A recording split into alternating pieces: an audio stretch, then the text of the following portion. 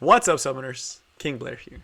Today, for Top 5 Tuesday, we are taking a little bit of a history lesson in the world of Epic 7, and we are talking about the top 5 meta-changing units that completely revolutionized the game at the time the units were released, and onwards, even years afterwards for some of these units.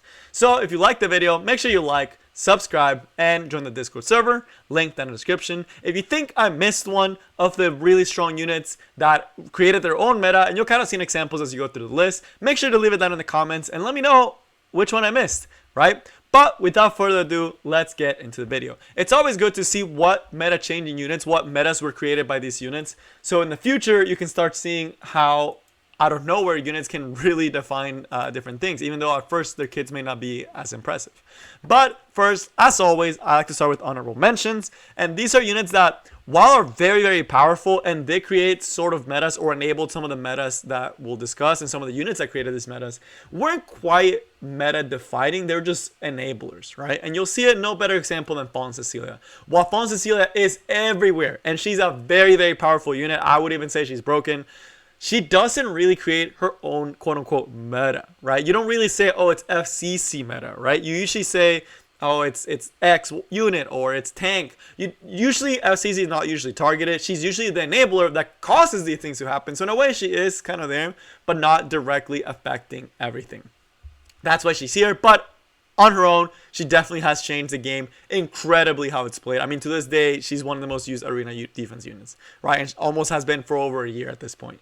Then, on the other hand, this one is just hasn't stood the test of time, and it is General Purgus. He was a defining unit for Season 3 RTA, and while he had a massive impact and continued to have a massive impact because of the Comet Reina's potential that he has, as well as the advantage and the buffs that he provides, he could be a defining unit for a very long time, but as of right now, he just hasn't stood the test of time. Same thing with Last Rider Crawl. He was the staple of Season 2. He continues to be a powerful unit in Season 3 with the Golden Boys meta, but again, it's not just him creating everything, it's a combination of all the other units, and he hasn't stood the test of time quite yet, although he is very close to making on this list quite easily.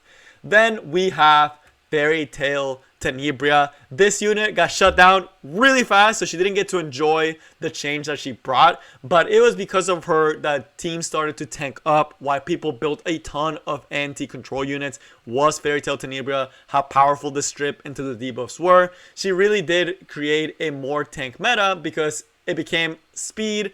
People couldn't outspeed F10A, so they decided just to tank up and have a bunch of units that could counter her, right? She had very short-lived amount of time. She's still very, very strong, but again, Smilegate definitely striking F10 down before she could enjoy that long-lasting meta. And Rylet, same thing as well, was starting to see a ton of play, was extremely powerful, but for the most part, the metas, while he's very good and he's continues to be good, he hasn't really been for a very long time and made a massive impact in the game. Just a very strong unit that was very annoying to deal with in Arena and in Guild Wars. But now you're thinking, wow, these units look very strong, and in their own rights, you think Golden Boys. What could have been more OP than Golden Boys in the past? Well, first, let's start with the number 5. We have none other than Dani.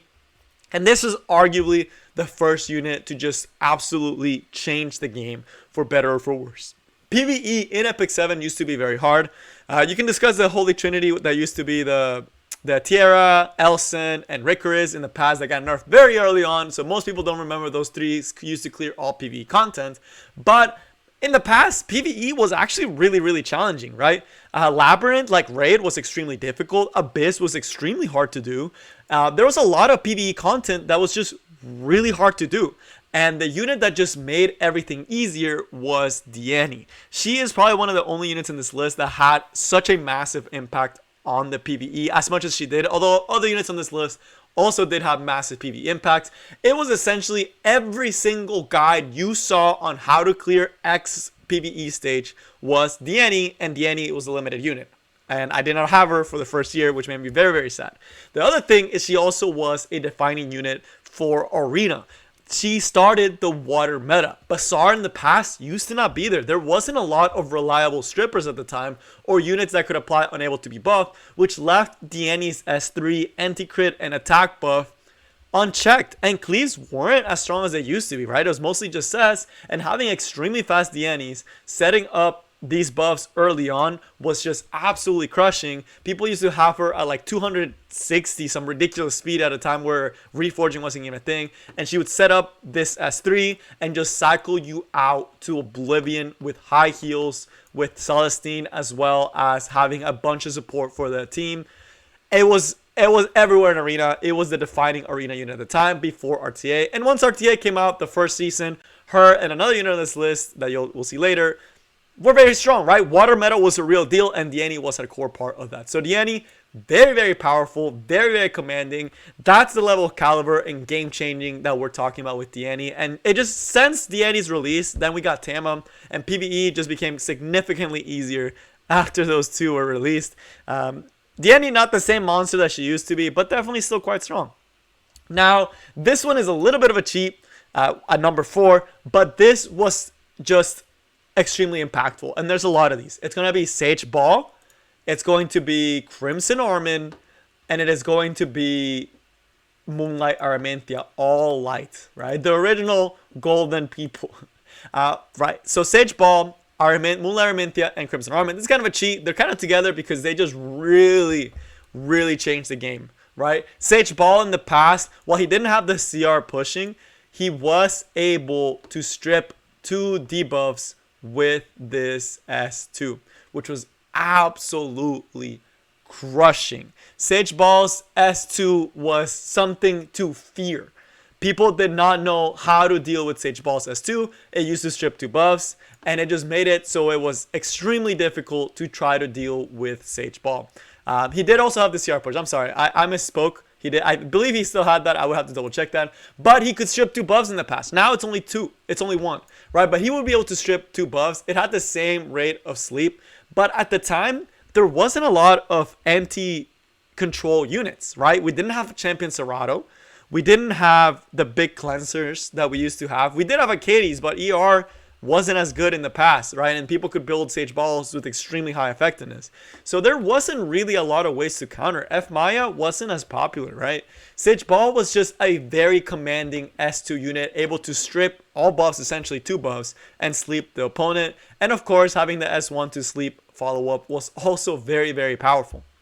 Along with that, we had Silver Ray Minthia, and as we mentioned, there wasn't a lot of anti-control, right? There was no Champ C. And S3 at the time was absolutely crushing when you had Sageball and Moonlight Araminthia together.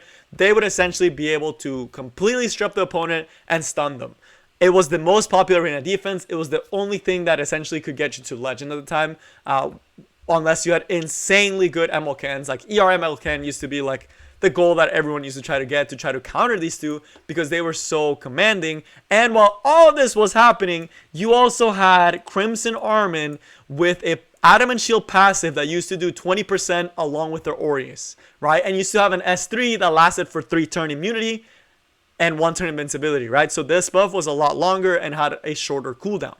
So it was a 4-turn cooldown and lasted for 3 turns, essentially giving Crimson Armin almost every other turn. And these 3 units combined just defined the arena meta and made it so bad that we had the massive fallout in the Korea server where people were complaining to Smilegate that only the ML heroes were broken, right? Because it was you had to kind of like, it was very tough with all these different light heroes.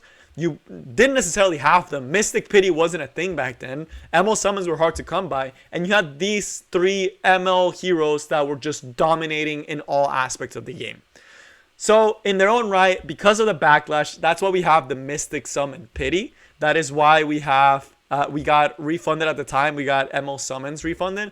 But you can thank those 3 for us having Mystic Pity now because they were so pivotal to the game that there was such an outcry for them to get nerfed, right? And also with the trading system, they also started that. That in their own gives them a spot on this list. But now on to number 3. We have none other than Dizzy. Dizzy was absolutely insanely powerful. Same thing with Dani. As far as PvE, a bunch of guides, if not almost all the Abyss guides, note Dizzy as a unit to use. Even to this day, a lot of Abyss becomes significantly easier with Dizzy. So as far as PvE, she was disgustingly strong. As far as PvP, again, we didn't have the strong counters to control that we did back then. Champ C was not around to try to stop Dizzy. Dizzy was completely dominating. Also, no last rider crawl. So in RTA, it was a Dizzy heavy meta. The S3 potential to just absolutely crush the opponent. The access to Lela Violin, which at the time was a limited artifact as well, to be able to strip buffs early on and then have a counter set Dizzy that could just wait one turn because you're so tanky and then come in the next turn and S3 you and destroy you, was absolutely crushing. There wasn't too many really big immunity setters. I don't even believe Vivian was around at the time that Dizzy was stumping, right? And Crimson Armin had just recently gotten nerfed at the time. So very, very rough at the time for those units, and Dizzy was just dominating. She essentially set the pace for Season 1 once she was unbanned, since GG Collab at the time. The first year wasn't allowed. The second part of RTA, when she was allowed, she was a staple. She was a staple up until Last Rider Crawl was released. Upon the release of Last Rider Crawl, even with Champ C being out and having counters, Dizzy was still dominating, just proving how strong she was. Now, she's not nearly as strong as she used to be. Last Rider Crawl being such a huge counter to her, almost completely shutting her out, and still also having units like Champ C that are her natural counters, have toned down the power of Dizzy. But if you remember late Season 1 and early Season 2, you remember Dizzy was a monster of a unit. I used to just pick this unit and get free dubs, right? It was so powerful with this unit. Sadly, right now, she's mostly a PvE unit. She doesn't nearly do as much as she used to. Mostly just Abyss, since a lot of content is actually balanced around Dizzy. Because Dizzy had so many debuffs, they had to find ways to punish you for having debuffs. You can think of Hard Raid, where a lot of the bosses don't let you stack as many debuffs. That was because of Dizzy, right? So you can thank Dizzy for PvE content being the way that it is, where it punishes you for having too many debuffs. You can thank her right there. But again, very, very impactful unit. I cannot understate how strong this unit was. I know it doesn't sound as insane like Dani and the other two, but her effects were very, very, very much felt throughout, and a lot of people hated Dizzy at the time. But now we are getting to the number 2. While 3, 4, 5, and even some of the honorable mentions may be up for debate, these two are not. They're just game-defining units. To this day, they are still the game-defining units. And we have none other than Caesar Bologna at the number 2. This unit, to this day, continues to be one of the most meta-defining units in the game. Arena defense. Ever since she came out, she used to be a staple in arena defense with Charles, until certain units started countering her, such as Rowana. But before Rowana, she was everywhere in arena defense, right? There was no reason for you not to use Seaside. She has multiple builds: attack, lifesteal, drink, tank, right? There's speed. There's hundreds of Seaside builds out there. Was a staple in arena when she came out. Is absolutely broken for PvE. I mean, she's one of the only units you can use to get a Wyvern one-shot team. Incredibly powerful S2, useful in all PvE content essentially. Asthma Hunt, Wyvern, you can even take her to Banshee, right? That's how strong she is. You can even take her to Banshee. She works in Abyss, she works in Raid, she works everywhere in PvE, extremely powerful. PvP in Arena used to be a staple, got shut out by Rowana. All defenses run Rowana now because of Seaside. Have y'all realized that the reason there's always a Last Rider Crawl or a Rowana in an arena defense is because if you don't have that, you're just getting Seasided, right? You just auto lose. And when RTA first came out in Season 1, when she was around, it was either ban or pick Seaside Bologna, because there was no Rowana. There was no Last Rider Crawl. She had 0 realistic checks, and people were having to build units like Ray and Violet to try to counter her, unsuccessfully at times, right? Because they're not true counters to Seaside Bologna. So that's how strong she was. And to this day, everyone who starts Epic 7, this is the unit that they'll complain that they don't have, is Seaside Bologna. We have 2 counters with Rowana and Last Rider Crawl, and she still is extremely scary, because if you don't have either on your team, they last pick SSB, you lose, right? Just absolutely meta changing, game breaking. All arena defense is set up to counter her. All RTA has to have some answers to a last pick Seaside. And now we're still getting a third Seaside counter because even though she's been out for over 2 years, she still continues to be this incredibly powerful. And we are getting another unit, so I do expect Seaside to go off in usability, but the impacts of her will be seen through generations, right, of Epic 7. People will be talking about Seaside's dominance forever, right? That will never go away because she's just something else, you know? But now on to the number 1. There's no unit that has changed Epic 7 and created different metas like Arbiter Vildred. Arbiter Vildred, ever since he got his buff, has been dominating the world of Epic 7. The most used unit in RTA, the most banned unit in RTA. Used to be the most used unit in arena defense, most used unit even in arena offense, best farmer, extremely good for PvE, right? Has everything in a character that you could want. And to this day, there are hundreds of counters to him. Amel Haste, Sinful Angelica, Top Model Luluka, Glenn, Sigrid, Lilibet, Specimen Sus, and he still continues to be the most picked unit. Why? He is a DPS with extremely high damage that can revive and do more damage, and also, to put icing on the cake, has decreased hit chance for 2 turns for no reason. Arbiter Vildred was around with the Sageball, MLR, Crimson Armament meta. He used to have 0 checks. He absolutely destroyed the Japanese server because everyone rerolled for Arbiter Vildred. It's one of the reasons the Japanese server is so small, is because Arbiter Vildred did not have any of his counters, completely destroyed the game.